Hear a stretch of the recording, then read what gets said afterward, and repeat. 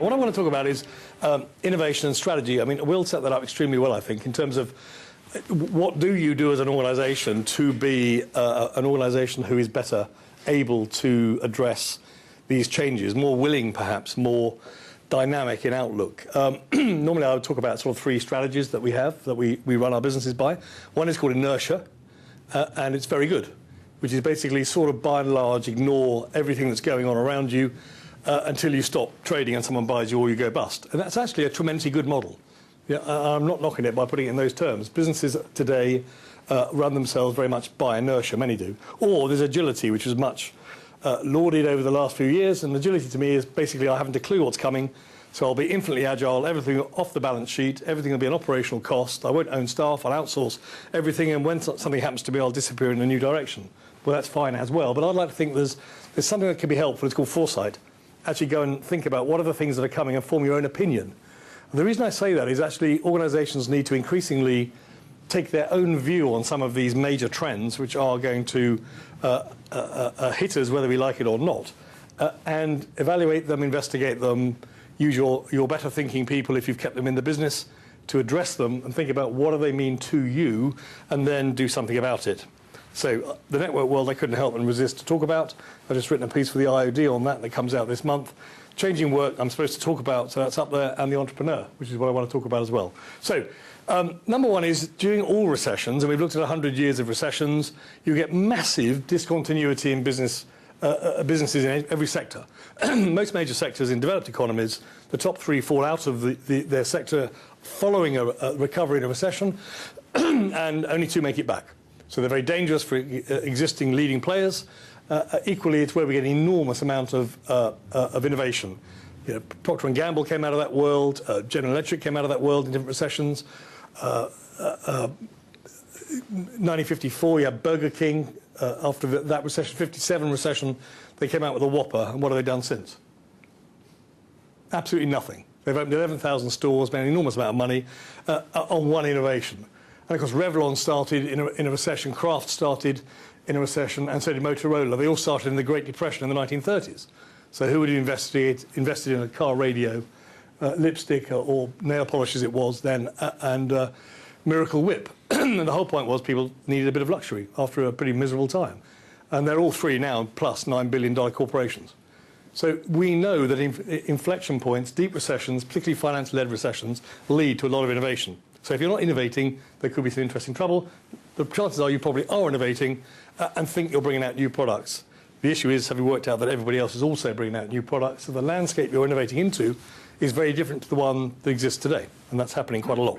So my view is this. Look, we have a today that keeps about 99.9% of our operations busy, doing the stuff we have to do today, even if it's planning tomorrow. It's doing the stuff we have to do. Then there's tomorrow, which means different things to different people in terms of how do we project ourselves into that. And Will's brought some good points up today. I'd like to think there's also this thing called the future, which takes it out of the next 2 to 3 years of planning. Most organisations at best might have a 2 to 3 year plan, and some of them will actually operate to that plan. Very many, I can assure you, do not operate to that plan specifically at all, but nonetheless go through the effort of doing it. The future needs investigating because, as Will's pointed out, there's not much that's staying the same. Now, we manage today, and we need to do that to drive our value and performance. Of course we do, it's incredibly important. We lead ourselves into the future we've defined for ourselves, but we need to envision what future we've got. So the challenge to every organisation really is, you know, have you got a vision of where your company's going? And I don't mean the vision statement. Does everybody in your organisation get it, what your journey is? If they don't, you're wasting enormous energy and activity and frustrating some people inside the organisation. Do you know where you're going? If you're on a journey, everyone needs to know where they're going. So my argument would be we need managers, absolutely, to drive our value. We need leaders to take us into new spaces, take us forward. But we need entrepreneurs in our organisations to think about those difficult, imperfect worlds of conflicting insights to come up with views about the way forward for your business. And most of those people get fired, or they get bored and leave, because they don't fit. They don't run things well, they tend to shut them down, they cause confusion, they'll always improve the reporting structure every month, and they will cause chaos. But if you write in their HR file, do not fire, this is our future, because they only need to come up with one idea. Revlon, one idea. Kraft, one idea. Motorola, one idea, $9 billion business. Burger King, one idea. You don't need hundreds of ideas for your organisation. You need to just have people internally who get the culture and the values and the operation of your operation and know how to interpret that for the business. Yeah, that's why it's an internal thing. That's why you can't get consultants in. I don't believe in consultants coming in doing the future for people. I think that's an anathema because they will never get what really goes on inside those businesses. And at this rate, we're going to be here all night. OK, global trends, masses of them. You can put page loads up here. Will's done a salutary job of bringing some of those to our attention, which are fantastically important. There's loads more. Network world, and this is the things happening now. If you can't easily see how your organisation is a network, then you've got a lot of change coming. Yeah, a network of people, of individuals, of employees, of suppliers, of outsourcers, of government moving much more into the connected world, connecting with individuals, organisations, with big society, being much more connected, voluntary groups and different organisations with different motivations to try and meet some of the ills of our society. You know, we are already, if you've outsourced a networked organisation, but we've networked for the wrong reasons. We've not networked for agility or creativity. We've invariably networked for cost reduction. And often we put barriers in place of creativity passing across those interfaces because we signed up to rigid contracts to 5 and 7, 10 years. So actually we're more rigid often if we outsourced than if we owned the organisation and its talent and skills. So what do? You've read that hopefully while I'm talking. We source ideas. You know, that's the lifeblood of creativity, innovation and change, as much from outside as we do from inside today. Co-creation is much more the byword. It'll be co-creation for government thinking of how solutions to problems, co-creations for products and services, from Nike shoe wear to Procter & Gamble and the way they create their new products. So massively important, and there's an awful lot of people in those social networks. I mean, you're all members of social networks, I guess? Yeah, good. Why do so many corporations shuttle this off? Brilliant question. I had a conversation with Hector Sant about this when he announced that all people in financial services should shut off social networks because they're at risk of information being leaked. Well, if you don't trust your staff, it's a problem, number one. Number two is turn the phones off for the baby boomers because they can pass information over the telephone and the fax or any other mechanism. It's a nonsense. You know, these are the latest forms of communication technology, and this is like frogs at a fair, one of those frogs that pop up. If you keep bashing down every next communication technology, you're completely missing the point. The point is, protect the data from moving, not the medium by which it's circulated. Because as soon as you get one sorted, email's almost sorted, or is it? No, it's not, is it? Email is for baby boomers. The young kids hate it with a passion. It's always been non-communication because it's one way. It's been used invariably abusively on people, and it's dumping on people and running. So we haven't even got that sorted. So, you know, we've got to be very careful. We want productivity in our young people. So the minute we tell them they can't use their social tools, we're in trouble. And some latest studies in Australia have come out by showing in at least one reasonable study that 90% productivity increase if people's personal social networks can be allowed into the workplace. This blended lives. It's about letting go of control. It's one of the biggest challenging issues for organisations to realise they're no longer behind closed walls. You know, everything you know in your business is unbelievably irrelevant on the global stage. People who know more about what you're doing outside than anybody else. You just happen to be the collection of people in your place. And you may be a world leader, but I'll bet you out there's people who are studying, thinking, contemplating ideas that could revolutionise your trains of thought that you need to connect with. So it's about opening the kimono. It's very uncomfortable for people in command and control structures to then move to a network world. You know, what we're talking about is a lot of folk these days in organisations get the benefit of social tools inside their organisations. I mean, in fact, Singapore is massively high, 20% fully implementing already social media across their businesses. But that's a tiny command economy, much easier to do. But nonetheless, we're competing with organisations in countries like that. In the knowledge world, in financial services in particular, in their case, we have to allow people to connect. I work a lot with Lloyds in the city to try and help them think about the new world. We're talking to the syndicates. We're discussing the impact of technology, but it's a people business. It's a people network overlaid with technology with a global context. It's incredibly interesting because we need that powerhouse for value coming into the UK, and there's a massive draw of capital that comes in and investment comes in because of that. And you know, we need to help those folk sustain in the UK because technology has the habit of showing people how it can be done differently. Then it is done differently, and you discover it just destroyed the thing you were doing. You know, you think about the stock exchanges where the floors were full of people shouting at each other.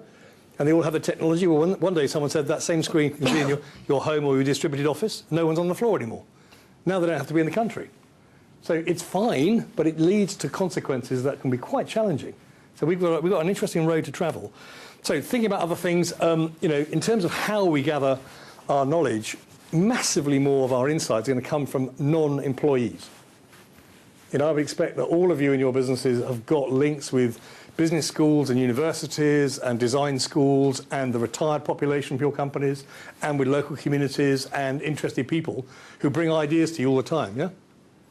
Now, Procter & Gamble have got 3 million, so let's have a poll. Who's got 2 million? People outside the organisation that give you ideas mostly for nothing. How about 1 million? 100,000? 50? 50,000? No, I'm down to 50 now. Yeah. No, I jumped a bit. I figured I needed 50. Now, look, if you haven't got 50 people out there who care about you because you've built some relationship, you do it with your suppliers, you do it with your distributors, this is the next most important cohort of people you're not managing today, which is people who will give you wisdom and insight for nothing. And they will do that. The reason I'm here for speaking for nothing, and I'm assuming Will's here speaking for nothing, but we'll have an open house discussion later. The whole point is, we're sharing. And actually, people do share. My LinkedIn contacts total, in terms of third connection, 50 million people, of which 600 are my primary contacts. And when I say to people, can you give me some insight on this? I get fantastic insight. And if people join you because they chose to connect with you, then if you ask them a question, this is the women from Venus, men are from Mars bit, bloke comes out of his cave, says, I need help, ask a question, people answer. Who's done that on LinkedIn?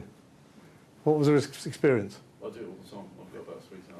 Brilliant. Well, that's exactly it. We'll speak to you over there. There's a whole load of technologies that are allowing us to do this. The real issue is that we've got to be prepared to release some non-essential control in networks. We've got to have a good contract with our employees. We've got to have a good contract with protecting data. We've got to have a good culture of understanding what needs to be kept in-house. But we need to open the kimono and start building a more open relationship with suppliers, not just these sort of the statements of how you work together, but real interaction between people who get to know each other, who trust each other, who take part in thinking and generating values. So that's that one. Procter & Gamble I've already mentioned, so I'm not going to talk to that.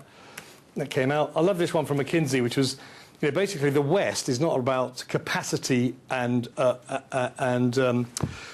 materials. We're not about commodities and capacity. That's all gone elsewhere in the world. That's not what we're about, and we haven't been about that for a long time. We are about creativity, innovation, and leveraging that innovation and capital, of course. So we need to be massively more innovative. I mean, Leach's view of the education in the system means that we're probably below par by some considerable way in terms of being able to meet that requirement, which leads to a couple of interesting points, which I'll touch on. China, we've talked a little bit about it may be imploding. It's got two more revolutions to go before they've used up their capacity, so the wheels might fall off, but while they've got hope, it won't. I think it's unlikely. A couple of years ago, they had 80,000 riots, but that's normal run-of-the-mill over there. You've got 15 families that pretty much run China anyway, and they design who are the diplomatic corps and the military leaders. And while there's hope in the system that people will enjoy their moment in the sun, then the wheels will probably stay on. And, of course, the big challenge for them is how to deal with the middle class, which they're creating at a phenomenal rate. So the next decade would see about 700 or 800 million people entering $3,000 a year, which in purchasing power parity basis over there will give them middle-class aspirations and values, and therefore you want to protect and have a stake in your society. So their model of democracy will have to become just a little bit more sophisticated. And they've managed 29 years of this, so they may manage a little bit more. Innovation is an interesting thing. We've always thought it was a young person's game. Of course, it is in many ways, but some of the stats coming out now, so the boomers, one for the boomers here, are some of the most successful innovators and entrepreneurs in modern markets, certainly in the United States.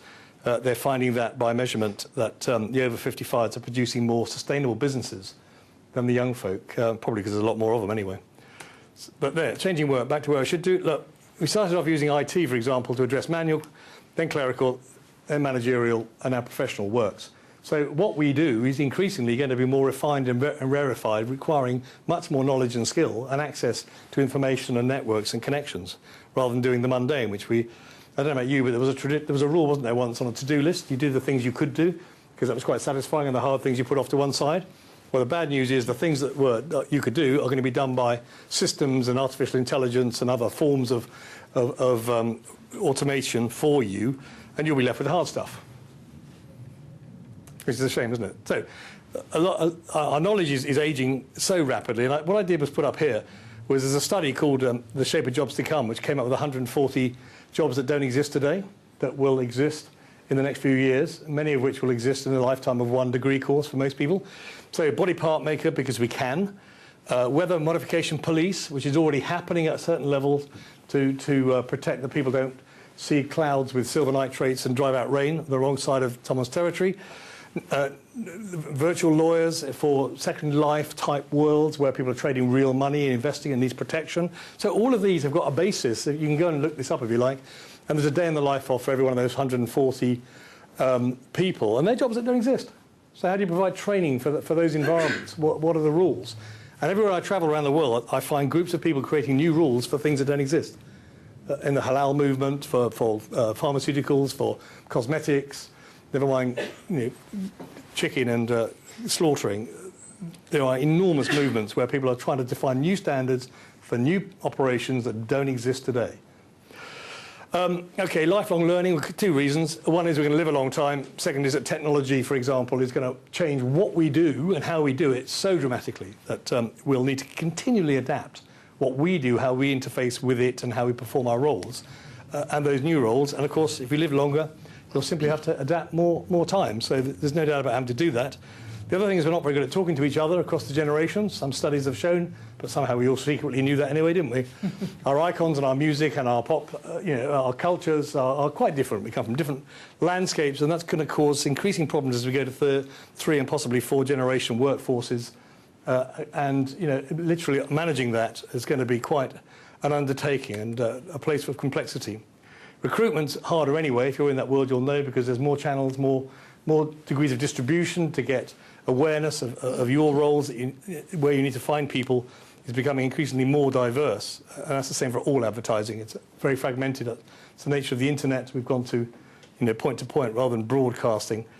And of course, the war for talent is going to get going. Teleworking, there's a view that about 80% of people in the UK within 10 years will be able to work remotely, possibly from home. This is an interesting study. I don't believe the facts, but I think it's fun. It's an indicative. It was done for Orange last year. And when you ask people who, if you didn't have to live near where you work, where would you go? And 158% increase in population in the southwest of England, and 81% reduction in West Midlands and 70% in the East Midlands. So cheap housing on the go in the Midlands. And of course, as your government, how do you configure health services and other services around a population movement like that? And anyway, they weren't that creative, because why not just go somewhere else anyway? So as soon as you don't realise, and most people don't, I might add, that you don't need to be near your employer, where are you going to go? So that conversation is not even allowed in our society yet, and it's bound to be. Video conferencing, who uses things like Skype at home? Well, about 2/3, perhaps a little bit more. Who uses it at work? 1, 2, 3, 4, 5, 6. Yeah, slightly less. I mean, the IT folk, bless them, are often very defensive of their bandwidth and need to constrain it. And actually, what you need to do is grow the bandwidth, because that actually allows communication, which is what we want human beings, who are actually the expensive component in the system, to do. We want people to talk to each other. So IT and I have an interesting conversation around that. And obviously, the web's going to get smarter. The semantic web, as some people have talked about it, the intelligent web, we're talking now only that being available next 3, 4, 5 years, where information has much more meaning and context before we start interrogating it. Right now, if you go on the internet, broadly speaking, you get components back pretty much aligned with what you asked for. Quite clever, but in the future, you're going to describe the context of which you're trying to interrogate all that information. And given the size and complexity of it, that'll be something we'll need. And of course, it replaces a lot of jobs again. Because of that context, human beings don't need to do it. Will mentioned avatars. I'm a strong believer that we will use avatars all over the place, because actually an avatar, an automated, knowledge-based, AI-driven avatar, is probably a better experience than many of the horrible call centres that we operate today. And people say they're there to serve you. They're not. They're there to save money, because we know that the people are very often underempowered. They can't really deliver any sort of solution to you. And then they ask you if they can do anything else at the end of it after frustrating you. Yeah? And I say it to banks and insurance companies, do you absolutely hate them? Every hand goes up. I say, have you got them? And every hand goes up. And I say, are you mad? We do things with technology because we just don't get it. And we do it with every tech turn. I started in '74 in technology. I sort of realised every tech turn we get wrong. So I'm no more hopeful for this. The good news is But the cult of celebrity will kick in. That's Duffy. You might want to have a call about your banking or your services or booking your medical appointment with Duffy. And you might be prepared to have a long chat with her or whoever your favourite person is. And that way the agency on the other end of that can get a lot more personal information from you because you're actually quite enjoying the experience. And heaven knows where that can end up. OK, that's that out of the way. Virtual worlds, massive, already been mentioned. Seamless computer interface. The keyboard's dead. We're only just seeing the death of it now, of course. There will be no keyboards, fortunately, in a few more years, apart from in companies by and large, but everybody at home will be talking to their computers and be having visual connection with it, certainly not tapping away on keyboards. One thing I would agree with Bill Gates on is this idea that knowledge can come from anywhere. As long as we can check the veracity of it, we can compile it in forms that are useful to consumers to understand what you've learnt and test you on it, then actually forms of university are going to change dramatically. I'm working with the OU and others around the world, actually, because this is something I feel passionate about. If we keep talking about continual learning, you can't go and do blocks of study in a traditional sense. And why do we allow for the human vagaries of providing knowledge transfer, not for the tutoring side, but the knowledge transfer? We literally can the best people and give people a choice of how to learn and what style. So interesting, all that's changing. So massive innovation. We need different minds. We have to learn to unlearn, and we need to understand how to teach people to unlearn old ways so they can learn new ways quicker. Because if we don't do that, all we're doing is overlaying new ideas on top of old ideas and causing confusion, and actually unlearning something's quite hard. Anyway, I'll leave you to read that. I want to just talk about this thing right at the very end. Have I got 2 minutes? Yep. Look, this is something that took us 10 years to put together, and we think it's probably right. This is a sort of map of organisations and people within organisations. And one of the things we need is insights, or foresight, I call it, after you've spent time thinking about it. So insights are our ideas. You're listening to a whole range tonight, and hopefully you've got lots of sources of that. If you're coming to these, you've got one very useful source. And then when you think about it, and you take a view on it, I believe that's your foresight. You've taken a view on what you think might happen and start thinking. Now, one of the things I found from experience, and quite a lot of it now, is that it's very rarely aligned to vision. And one of the things I would ask, if you've got innovation processes going on, simply ask the question, are these aligned to our vision, our goal, our destination, or are these informing our vision and we're prepared to change it? Because if they're just different, you're wasting your time. Yeah, it might be fun, but you're probably just wasting your time. And I know a company that's a worldwide #1 in its field, and it's doing exactly that. It's doing lots of foresight they will never use because it doesn't meet anything like the vision they've got, which is real. You wouldn't believe it, would you? But there you are, it's true. The other thing, it's all about behaviours, because it's all about human beings, it's all about our behaviours, and therefore we need to say to people, it's okay to go and think about innovation. Not just do the operational job for some folk and all folk, it's okay to do thinking. Now, if you're in any management position, you're by and large paid to think, yeah? But mostly people are honoured for doing. How much time do you have in your diary called thinking? How many times is your virtual door shut? I'm thinking. I'm doing nothing, I'm thinking. And I've worked for corporations, pretty large ones, who can't get through a whole conversation around a table without wanting to produce a brochure or start doing something about it. Look, we're just talking. We're just sharing thoughts and ideas. It's okay, but we have to tell people it's okay. Third is, it isn't always what you need to do. Depending where you are with the business cycle, the economic cycle, the product cycle, there are times when you really need to do quite a lot of thinking, and there are times when you just need to do, yeah? Do you know in your organisations where you are? For different divisions, different operations, do you actually know if you're at a time you should be going like crazy getting insights, or you should be putting more of your effort purely into operational? If you don't know how to measure that, how do you know what's right to do? You're just guessing. The last CEO said it was a good idea, the latest one says it's not. Right, everyone stop. How many times have you had projects for looking at innovation and forward for the business? The future is not a project. Depending on your theology, it started 2 to 5 million years ago, and we're rather hopeful it'll last a bit longer. So it's just ongoing. Tough luck, get used to it. It's not a project, doesn't have a start, doesn't have an end. I will have an end. Last couple of ones. Depending on the answer to that last question, you apply some resources. And by this I mean senior management time and money. The two hardest things to wring out of any organisation, senior management time and money. If you don't do that, don't do any of that. Waste of time. We need the attention of the senior folk to underpin, to support, to contribute even, and to put money to actually start looking and expect a return on that. Last couple, and these are quite quick. Obviously, are the values, the real values, not the ones you put in posters. the real ones that everyone knows your business operates around. Build your culture, amongst other things, which informs your behaviours. So if you haven't got values, really you espouse of innovation, change, you haven't really. Everything you hear is about people who produce or drive out cost. They're the ones who are value. They get the awards and the bonuses and the accolades and the corner office. If people know that, then you're going to get none of this. Why would you bother do any of that? How can you possibly go into it? Finally, senior folk, particularly, what do you talk about? If you always talk about the numbers and the near term and never about the vision and how it's a discordant, difficult, uncomfortable place, if you don't talk about what the future's like, what do people think? Now, I'm not saying you frighten everyone to death. That's not the idea. I do believe in a moment of fear to get organisations to change, but I do mean a moment to galvanise the organisation like there's no choice. But then we need to manage the whole process. And finally, what are our capabilities? Do we actually know how to do any of that? Do we know how to investigate the future? Because if you don't, the rest of it's pointless. And basically, if you just take those 9 dimensions and ask the obvious questions that come out of that about your own business, you start getting into rather interesting thoughts about actually, can you innovate at all?